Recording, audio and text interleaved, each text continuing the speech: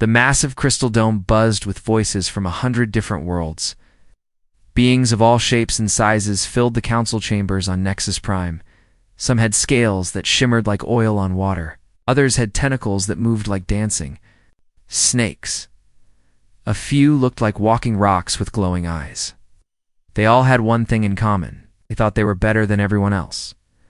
High Counselor Vexed, H raised his forearms for silence. His blue skin pulsed with bright patterns as he spoke.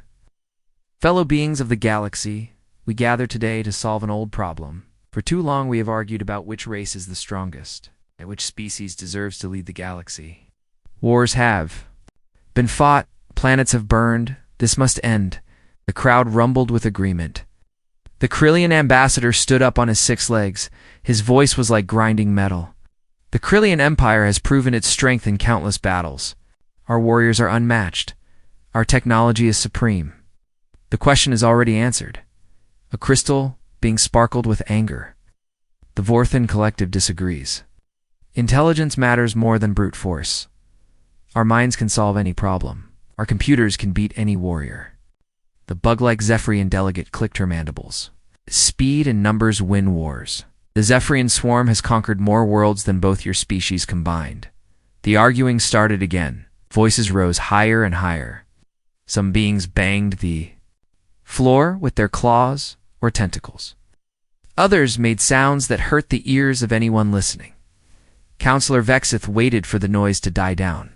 This is exactly why we need the competition. We'll settle this once and for all. But not with our usual methods. No advanced weapons. No computers. No spaceships. No energy shields. Nothing but the most basic tools and your natural abilities. Chamber went quiet. This was new. For thousands of years, galactic conflicts had been about who had the best technology. Who could build the biggest guns or the fastest ships. Taking all of that away changed everything. You want us to fight like primitives? The Krillian ambassador sounded disgusted. Not fight. Survive. Vexith's patterns pulsed brighter. We have found a world. It is hostile, but not impossible. Wild animals, dangerous weather, limited food and water. Each species will send a small team. They will be given basic supplies only, simple tools, basic materials. The team that survives the longest and completes the most objectives wins. A small voice spoke up from the back. What about the humans? The chamber erupted in laughter. High-pitched, chittering from the bugs, deep rumbling from the rock people, even musical tones from the gas beings floating near the ceiling. Humans. The Krillian ambassador wiped tears from his eyes with one of his many arms. Those soft little bipeds from that tiny blue world, they barely have spaceflight. They still fight wars with chemical explosives. They're perfect for this test, Vexed H said calmly. They will be our control group, baseline to measure everyone else against. If a species cannot perform better than humans in a primitive survival situation, then they clearly do not deserve to lead the galaxy. More laughter filled the chamber. The idea seemed ridiculous to everyone present. Humans were known throughout the galaxy as one of the weakest species. They had no natural weapons like claws or fangs, and no armor like shells or scales.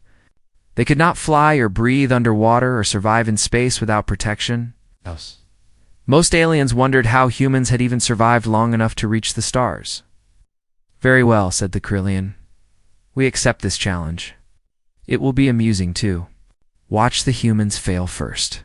The collective agrees, sparkled the crystal being. Our superior intellect will easily overcome any primitive challenge. Swarm will participate, clicked the bug delegate. We will show you the power of unity and speed. One by one, every major species agreed to join. They all thought the same thing. This would be easy. Without their technology, they might not be as strong as usual, but they were still far superior. To humans? How hard could it be? 3 days later, the transport ships gathered around the selected world. It was a planet of green forests and gray mountains. Rivers cut through valleys like silver ribbons. It looked peaceful from space, but the sensors told a different story. The gravity was higher than most worlds. The weather changed quickly and without warning. The local animals were large and aggressive. Plants contain toxins that could kill most species. Water sources were scattered and often contaminated. Captain Sarah Morrison stood at the window of the human transport ship. She was tall and lean, with short brown hair and calm gray eyes.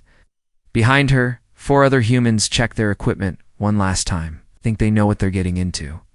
asked Marcus Chen, a man with broad shoulders and scarred hands. Sarah smiled. "I don't think they have any idea." Dr. Alina Vasquez looked up from her medical kit. "The gravity alone will slow down most of them. They've probably never had to find their own food or water." "Should be interesting," said James Wright, the youngest of the group, who was barely 20, but had grown up hunting in the deep woods of Earth. Tom Bradley said nothing, just continued sharpening a simple knife with a small stone. His movements were slow and careful. Each stroke of the blade was perfect. The communication system crackled to life. "All teams, prepare for deployment. You'll be transported to random locations across the planet. Remember, no advanced technology is permitted. You have basic supplies, simple tools, and your natural abilities. The competition begins in 1 hour." Sarah looked at her team. "Any last questions?" Marcus grinned. "Yeah. Do we tell them why this is a bad idea for them? Or do we let them figure it out on their own?" "Let them figure it out," Sarah said. "It'll be more fun that way." Outside the ship, alien teams were loading into their transport pods. The Krillians carried massive packs full of supplies. The crystal beings had calculated the optimal distribution of resources. The bug people moved in perfect coordination. Like parts of a machine, none of them noticed the humans' smaller packs. None of them saw the simple tools that looked almost primitive compared to their own gear. None of them paid attention to the way the humans moved with quiet confidence. They were about to learn why Earth was considered a death world. They were about to discover what happened when you took away technology from beings who had spent millions of years learning to survive without it. The competition was about to begin. And the humans were going home. The other species just didn't know it. Yet, the transport pods crashed into the planet's surface with loud thuds. Dust and leaves flew everywhere as the doors opened. Teams from different species stumbled out, looking around at their new home for the next 30 days. The Krillian team landed near a rocky cliff. Commander Zekdar stepped out first, his 6 legs clicking on the stone. His team carried heavy packs filled with what they thought were the best basic tools: metal hammers, coiled rope, and containers for water. Everything looked perfectly organized. "This is beneath us," growled Lieutenant Vexkar. "We should be commanding fleets, not playing in the dirt like children. The sooner we win this ridiculous game, the sooner we can return to real warfare," Zektar replied. He looked at the forest ahead. "Find a water source. Build a shelter. How difficult can it be?" 3 hours later, they were already in trouble. The Krillians had found a stream, but the water made them sick. Their heavy packs slowed them down on the rough ground, and they tried to build a shelter. The local wood was too hard for their tools to cut properly. By nightfall, they were cold, hungry, and angry. The Vorthon collective team was having similar problems. Their crystal bodies could process information incredibly fast, but they had never needed to gather food before. Everything they needed had always been provided by machines. To calculate the optimal shelter design, ordered Prime Unit 7 to his team. "Calculations complete," replied Secondary Unit 3. "However, we lack the proper materials to build according to specifications." They stood in a circle, processing data about their situation. They could calculate wind patterns and temperature changes perfectly. They knew exactly which direction to travel for the best resources. But when it came to actually picking up sticks and stones to build something, they moved slowly and awkwardly. The Zephyrian swarm buzzed with frustration. Their natural speed meant nothing when they didn't know where to go. They could run faster than any other species, but they kept running in the wrong direction. Their perfect coordination was useless when nobody knew what to coordinate toward. "Queen Mind is not here to guide us," clicked Warrior Unit 847. "How do we know what to do?" "Follow instincts," replied Scout Unit 203. "Hunt, gather, survive." Their instincts were for raiding other civilizations, not surviving in the wilderness. They had spent so long as a spacefaring species that they had forgotten how to live on a planet. Meanwhile, the human team was having a very different experience. Sarah's team had landed in a valley between two hills, within minutes of stepping out of their pod. They were already moving with purpose. There was no discussion, no planning session, no standing around looking confused. Marcus immediately began gathering dry wood for a fire. His hands moved quickly, sorting the sticks by size and dryness. He had been camping since he was 5 years old. This was as natural as breathing. Tom disappeared into the forest without a word. He moved like a shadow between the trees, reading signs that other species couldn't even see. Broken twigs showed where animals had passed. Scratches on bark told him what kinds of creatures lived here. A bent blade of grass revealed which direction they had gone. Alina started testing plants. She crushed leaves between her fingers and smelled them. She knew that most alien species would avoid anything they didn't recognize. But humans had learned to eat almost anything over millions of years. Her ancestors had survived ice ages and droughts by being willing to try new foods. James climbed a tree to get a better view of the area. His movements were smooth and confident. The other species had better technology for seeing far distances, but none of them could climb like a human. His flexible joints and strong grip let him go places others couldn't reach. Sarah watched the landscape with experienced eyes. She had been a survival instructor in the military before becoming a starship captain. She knew how to read terrain, how to find water, how to predict weather. More importantly, she knew how to keep a team alive when everything went wrong. "Stream's about half a mile that way," James called down from the treetop. "And I can see smoke from the Krillian camp. They're having trouble with their fire." "Any sign of the other teams?" Sarah asked. "The bug people are running in circles about 2 miles north. The crystal folks are still standing where they landed, just talking." By sunset, the humans had accomplished more than the other teams combined. They had a strong shelter built into the side of a hill. The fire was burning steadily in a pit lined with stones. Tom had returned with 2 rabbits and several fish from the stream. Lena had found edible berries and roots. They even had clean water stored in containers made from large leaves. The alien teams were struggling just to stay warm. "How are they doing this?" Zektar demanded as he watched the human camp through his scope. "They have the same basic tools we do. It's less technology than us. They should be failing worse than anyone." His lieutenant looked puzzled. "Perhaps they are using hidden technology?" "The scanners would detect that. No, this is something else." Zektar didn't understand was that humans had never forgotten how to be primitive. While other species had moved beyond survival skills thousands of years ago, humans had kept them alive. They hunted for sport. They camped for fun, taught their children to start fires and build shelters. Every human military trained soldiers to survive without technology. Every human culture had stories about living off the land. What seemed impossible to other species was just a fun weekend for most humans. The competition monitors were already confused by the data coming in. The species they expected to dominate were barely managing to survive. The control group was thriving like they belonged there. Day 2 brought new challenges. A storm rolled over the valley with little warning. Rain fell in heavy sheets. Wind howled through the trees. Lightning split the sky with bright flashes. The Krillians huddled in their poorly built shelter. Water leaked through gaps in the walls. Their fire went out. Their food got wet. By morning, 2 of them were showing signs of illness. The Vorthians calculated that staying in their original location was statistically optimal. They were wrong. A flash flood washed away half their supplies and left them stranded on a small island of rock. The Zephyrians tried to outrun the storm. They ended up scattered across miles of forest, lost and unable to find each other. The humans had seen the storm coming hours before it arrived. Sarah had noticed the way the wind shifted and how the birds stopped singing. It secured their shelter and moved anything important to higher ground. When the rain started, they were sitting around a warm fire inside their waterproof shelter, sharing hot soup made from the day's catch. They even had time to make improvements to their camp while they waited for the weather to pass. "I think the others are having fun?" Marcus asked with a grin. Tom smiled. It was the first time anyone had seen him show emotion since they landed. "They're learning.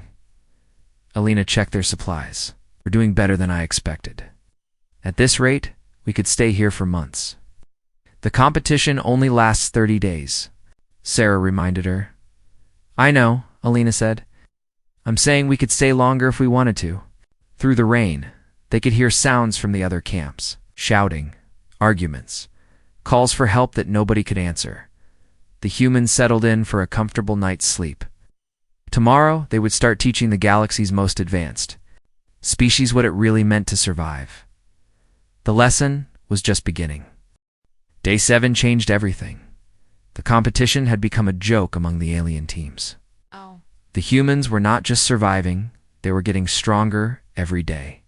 Their camp looked like a small village now. They had built better shelters, dug storage pits, and even created a workshop area where they made tools from stones and wood.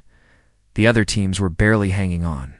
The Krillians had lost one member to a bad infection.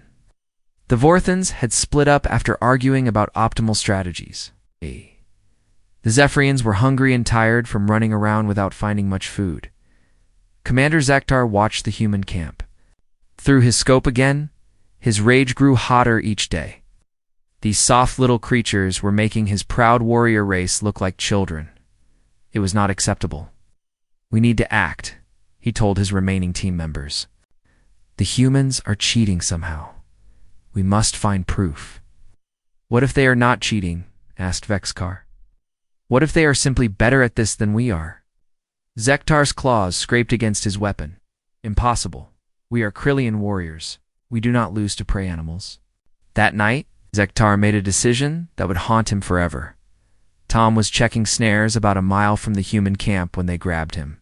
3 Krillians jumped out from behind rocks and trees. Tom fought back, but even humans had limits. Against 3 warriors, each twice his size, he didn't stand a chance. They dragged him back to their camp and tied him to a tree with thick rope. Now, we will learn your secrets, Zektar said. His voice was full of anger and hate. How are you cheating? What technology are you hiding? Tom looked at him with calm eyes. We're not cheating. We're just good at this. Zektar struck him across the face with the back of his hand. No primitive species can be better than Krillians at warfare. This isn't warfare, Tom said quietly. This is survival. You're really bad at it. The beating that followed was recorded by the competition monitors. Every camera caught the sound of Tom's bones breaking. Every microphone picked up his screams that echoed through the forest, but the monitors also caught something else. Tom never begged, never gave up information. Even when the pain was too much for most beings to bear, he kept talking back to his captors. Is that all you got? Tom gasped after the worst of it. My little sister hits harder than you. Back at the human camp, Sarah noticed Tom's absence immediately. Humans always knew where their team members were. It was basic survival instinct. He should have been back an hour ago, Marcus said. His voice was steady, but his hands were checking his weapons. Alina was already packing medical supplies. If he's hurt, he'll need help fast. James climbed the tallest tree near their camp. He spent 5 minutes scanning the forest before he found what he was looking for. There, Krillian camp. I can see movement, but I can't see Tom. Sarah's face went very still. The others recognized the look. They had seen it before in combat zones. It was the face Sarah made right before she started killing people. Options, she asked. Direct assault, Marcus said, fast and loud. Then before they know we're there, stealth approach, James suggested. Get close, take them out quietly. Negotiation, Alina offered. Though she didn't sound like she believed it would work, Sarah considered for exactly 3 seconds. We're going to do something they won't expect. We're going to show them what humans are really like when we get angry. The plan they made would have terrified most civilized species. It was not about rescue. It was about sending a message, Alina. Stayed behind to prepare medical care for Tom. The other 3 disappeared into the forest like ghosts.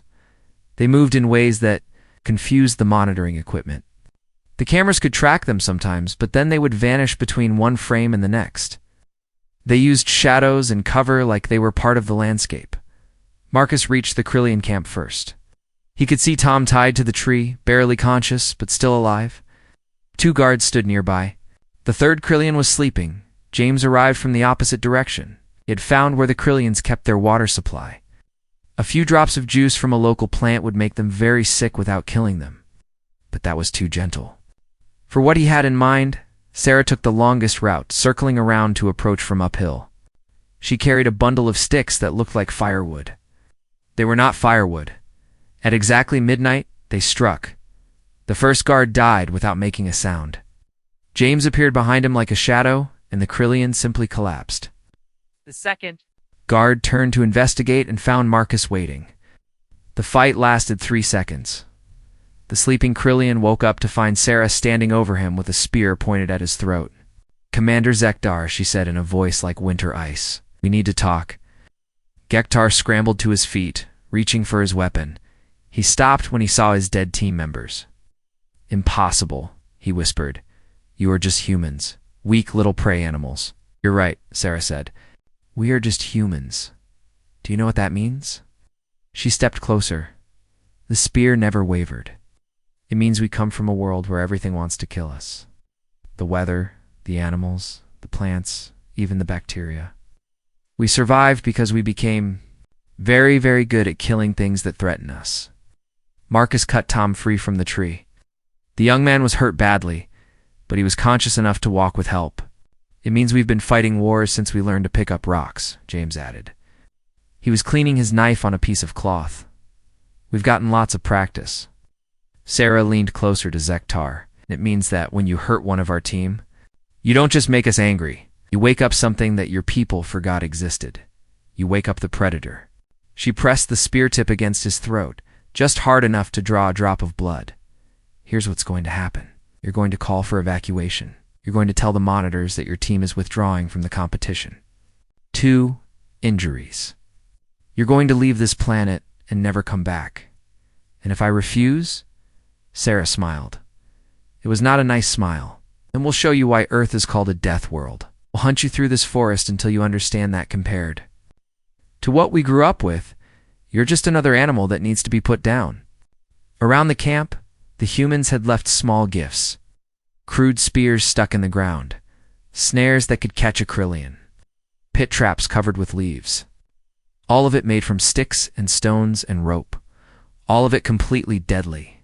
"Quickly," Sarah said. "My friends are getting impatient, and I'm the nice one on this team." Zektar looked into her eyes and saw something that made his warrior's heart freeze with fear. He saw a creature that had crawled out of hell and learned to smile about it. "We withdraw," he whispered. 3 hours later, the Krillian team was gone. The monitors recorded their official withdrawal due to unexpected complications. The human camp Alina worked on Tom's injuries while the others stood guard. He would live, though he would carry scars for the rest of his life. "How do you feel?" Alina asked as she bandaged his ribs. Tom managed a weak grin, like I just taught some aliens a very important lesson. "What lesson?" James asked. "Never mess with humans when we're having fun." Sarah looked out at the forest where the other teams were still struggling to survive. Word of what happened to the Krillians would spread quickly. The crystal beings would calculate new threat assessments. The bug people would adjust their behavior patterns. They were all about to learn that humans had been playing nice up until now. But when someone crossed the line, when they hurt a member of the team, humans stopped playing games. They started hunting. The competition had 16 days left to run, but Sarah suspected it would end much sooner than that.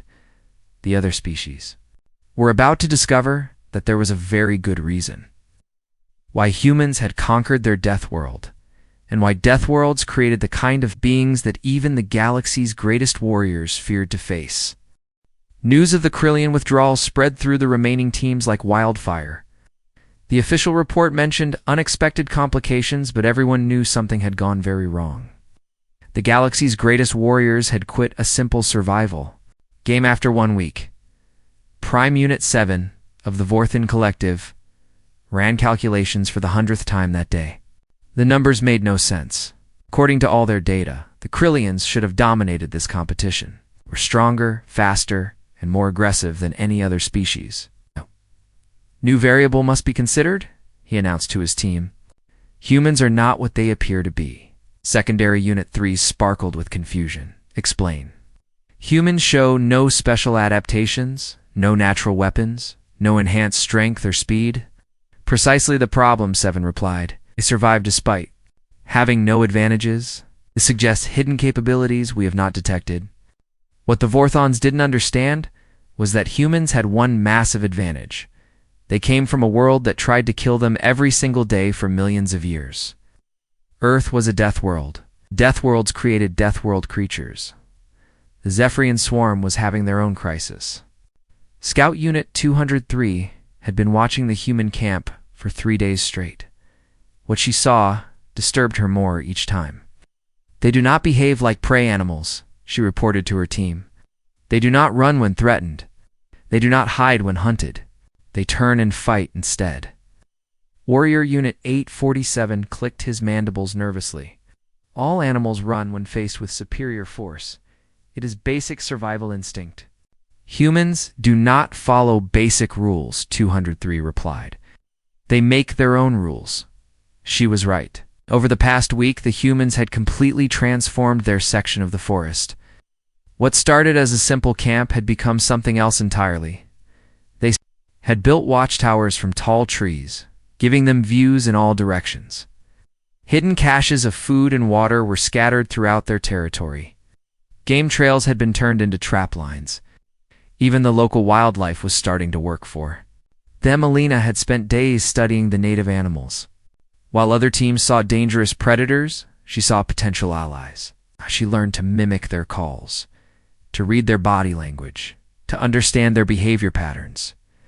The rock wolves hunt in packs of 4, she explained to Sarah while they watched a group of the creatures through binoculars. They're territorial but not aggressive, unless threatened. And they really don't like the smell of Zephyrians. It's useful, Sarah noted. What about the tree cats?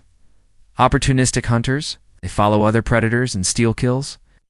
But they're also curious about humans. I think we remind them of something. They know Alina had been leaving small gifts of food for the tree cats. Not enough to make them dependent, just enough to make them comfortable around humans. Now the cats served as an early warning system, alerting the team whenever other species approached their territory. Marcus had turned engineering into an art form. With nothing but basic tools and natural materials, he had created devices that would have impressed military commanders back on Earth. His latest project was a water purification system built from hollow reeds, sand, charcoal, and cloth. It could clean enough water for the whole team in an hour. The alien teams were still boiling water over fires and hoping for the best. How did you learn to build this?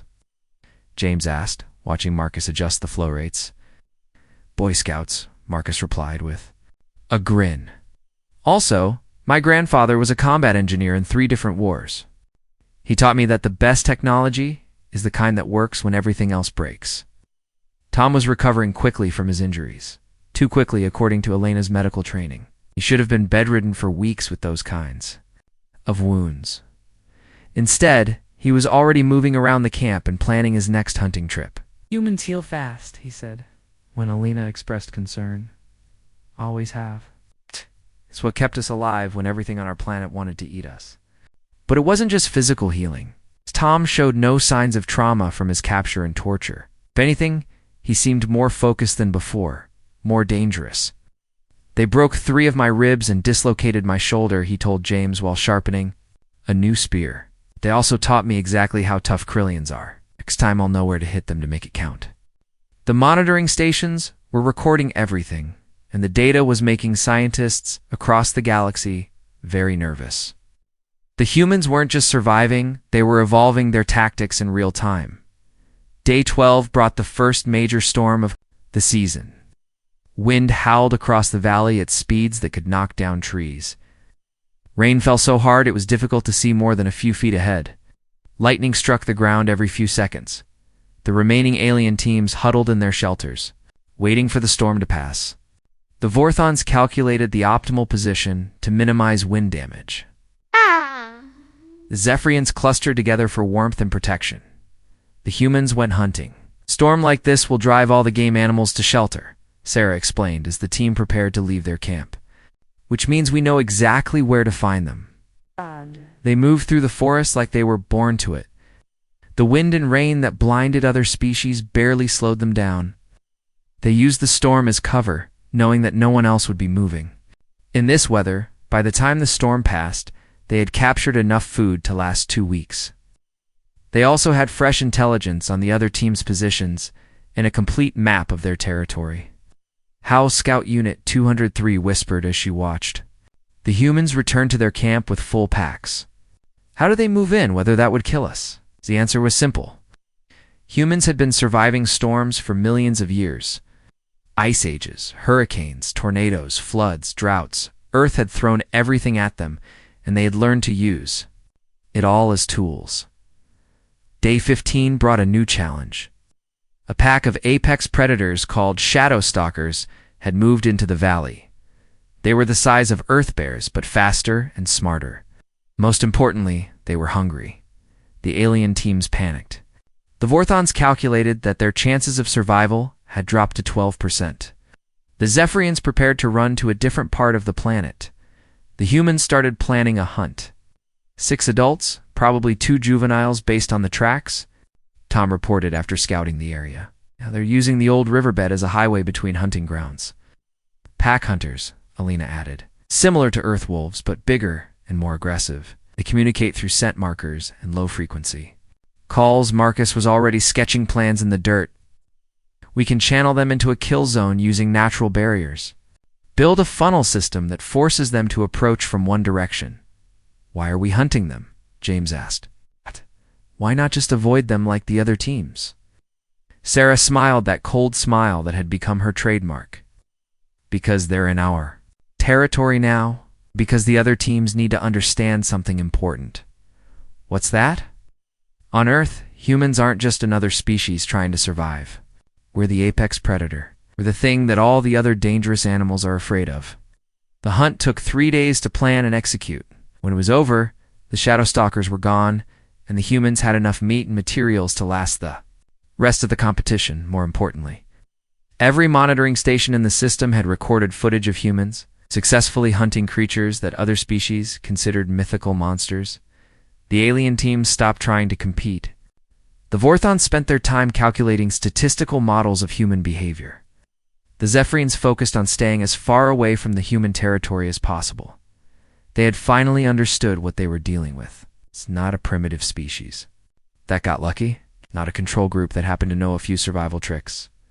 They were facing the dominant predator from a death world.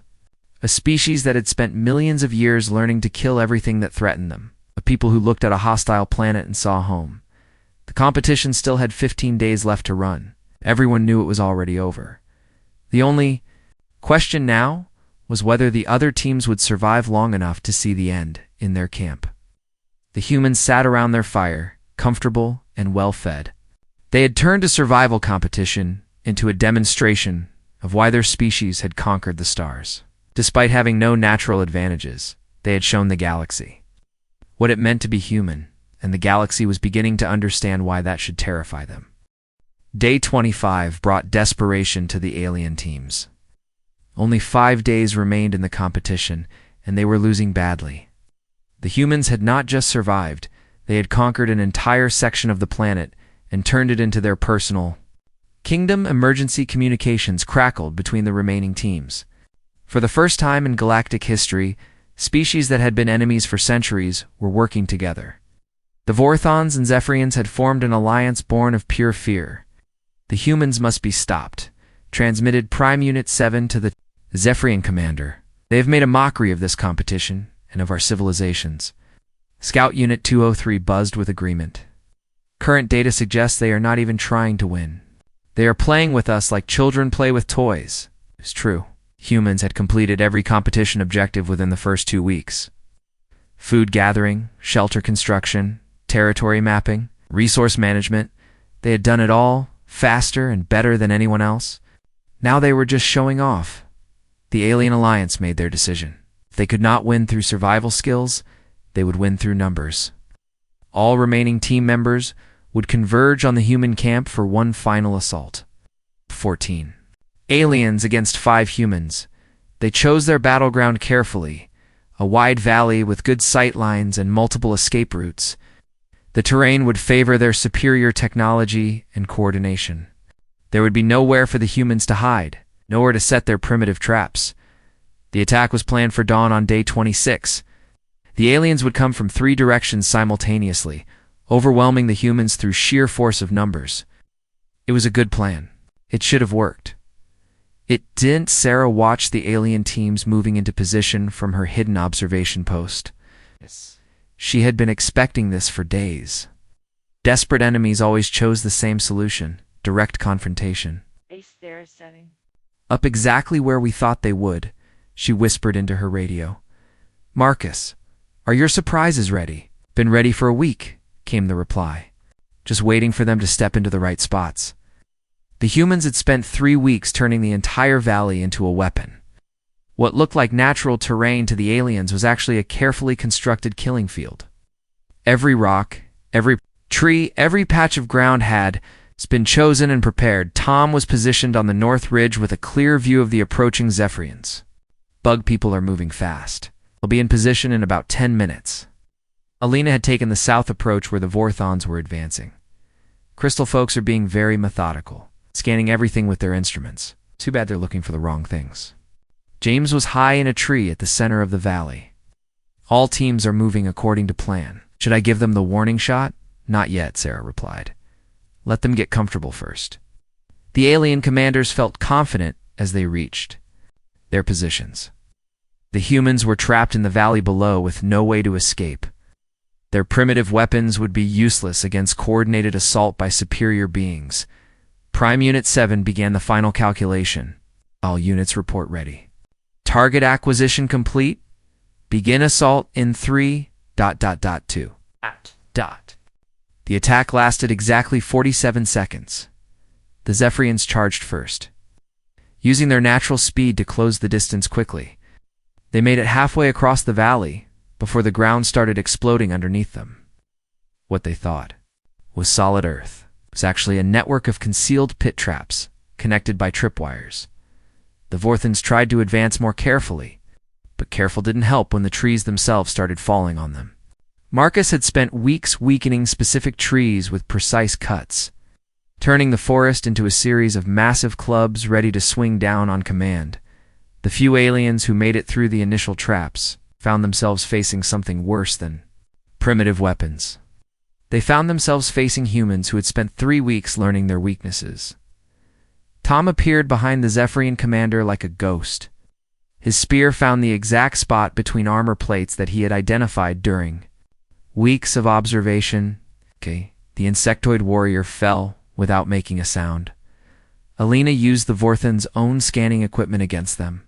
A handful of local crystals threw off their sensors, creating false readings that sent them stumbling into carefully prepared snares. James dropped from the trees onto surprised aliens who thought they were fighting primitives. They learned, too, late that humans had been ambush predators long before they reached the stars. Sarah moved through the chaos like death itself. Every step was planned, every strike was precise.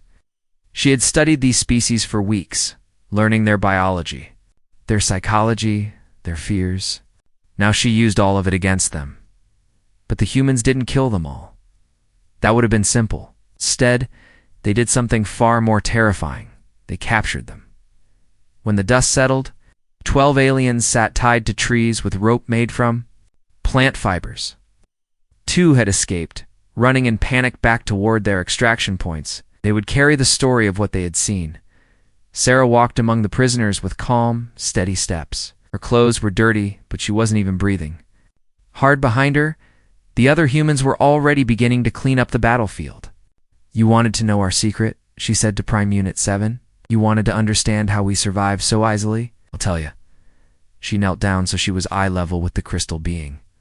We didn't survive your galaxy's test of primitive skills. We came home. This planet, this competition, this whole situation. It's just another Tuesday for us. She stood up and gestured at the valley around them. You took away our technology and thought that would make us weak.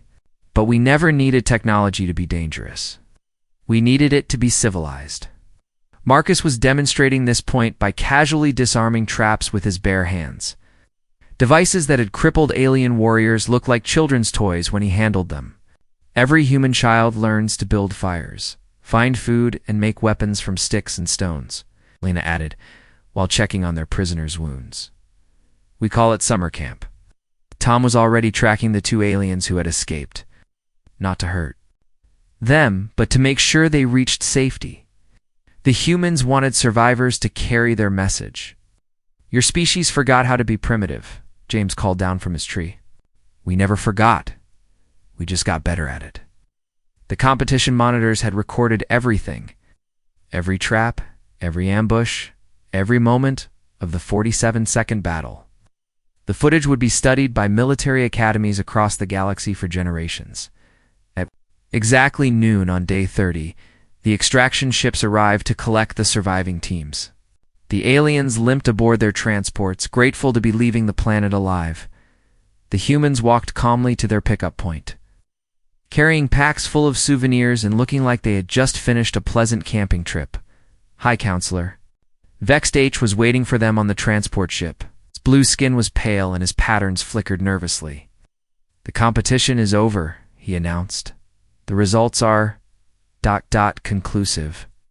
Sarah looked at him with the same calm expression she had. Worn throughout the entire competition. What did you learn? Vexed H was quiet for a long moment. We learned that there are species in this galaxy that never stopped being what evolution made them. We learned that taking away technology does not make everyone equal. It reveals who was truly dangerous all along. He paused, then added quietly, we learned why Earth is classified as a death world, why death worlds should never be underestimated. The transport ship carried them back to Nexus Prime, where emergency sessions of the Galactic Council were already being held. New protocols were being written. New classifications were being created. The survival competition program was permanently canceled. No species wanted to risk facing humans in their natural element again, but more importantly, the galaxy's attitude toward humanity changed forever. They had thought humans were weak because they fought with primitive weapons and simple tactics. Now, they understood that humans fought with primitive weapons because primitive weapons worked just fine. The Council. Chambers were filled with nervous chatter as the human team was escorted to the main floor. Representatives from hundreds of worlds watched them with new eyes. These were not the soft, weak creatures they had dismissed before. These were apex predators from a death world. These were the beings who had looked at a hostile galaxy and decided to make it their home. Sarah stepped up to the speaker's platform and looked out at the assembled aliens. When she spoke, her voice carried the quiet confidence of someone who had nothing left to prove. The competition is over. You wanted to know who deserves to lead the galaxy. We're not interested in leading you. We're perfectly happy being underestimated. She smiled that cold smile one last time. But if anyone else wants to test us, you know where to find us. We'll be at home on our death world, teaching our children how to turn sticks and stones into weapons. The human team walked out of the council chambers and back to their ship. Behind them, the galaxy's most powerful beings sat in stunned silence. Finally understanding what they had awakened, humanity had shown them that the most dangerous species was not the one with the best technology. It was the one that never needed technology to be terrifying.